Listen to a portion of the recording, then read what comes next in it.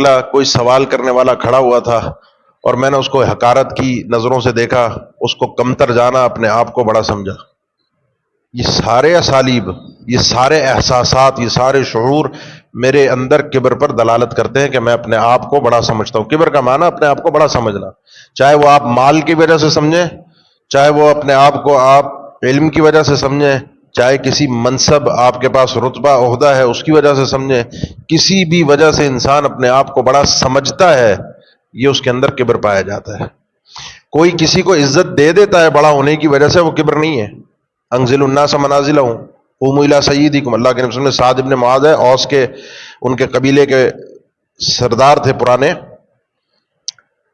جو انصار کے قبیلے تھے اوس اور خزرج کے، یہ اوس کے سردار تھے۔ آپ نے صحابہ سے کہا کہ تمہارے سردار آ رہے ہیں، تمہارے بڑے آ رہے ہیں، اٹھ کے ملو ان سے۔ کسی کو عزت دینا، کسی کو مقام دینا،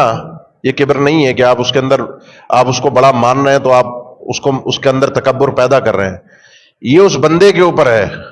کہ جس کو عزت مل رہی ہے اور وہ اپنے آپ کو بڑا سمجھ رہا ہے۔ اسی لیے جب انسان کو پروٹوکول ملتا ہے، جب انسان کو عزت ملتی ہے، جب اس کے آگے پیچھے لوگ گھومتے ہیں نا، تو پھر وہاں سے انسان کے دل میں یہ بڑا پن پیدا ہوتا ہے۔ اسی لیے عامر ابن قیس رحمہ اللہ فرمایا کرتے تھے، اس چیز کا علاج کہ انسان اپنے اندر سے یہ بڑا پن نکال دے، اس چیز کا علاج 3 چیزوں میں ہے۔ انسان عموماً کوشش کرے ان تسلم علی من دونک،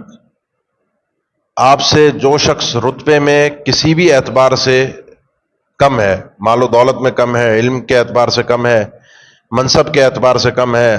سواری کے اعتبار سے چھوٹا ہے، گھر کے اعتبار سے کم ہے، کسی بھی اعتبار سے، عمر کے اعتبار سے کم ہے، کوشش کریں اس کے پاس آگے بڑھ کر جا کے اس کو سلام کر لیا کریں۔ مسجد سے باہر نکلیں،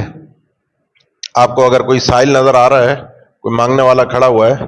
آپ نے اس کو کچھ دینا یا نہیں دینا بات کی بات ہے۔ اگر اپنے اندر سے اس گھٹیا پن کو ختم کرنا چاہتے ہیں، اس کو سلام کر لیجئے۔ اپنے گھر جا رہے ہیں، اپنے سے چھوٹوں کو، اپنے بیوی بچوں کو خود جا کے پہل کیجئے، سلام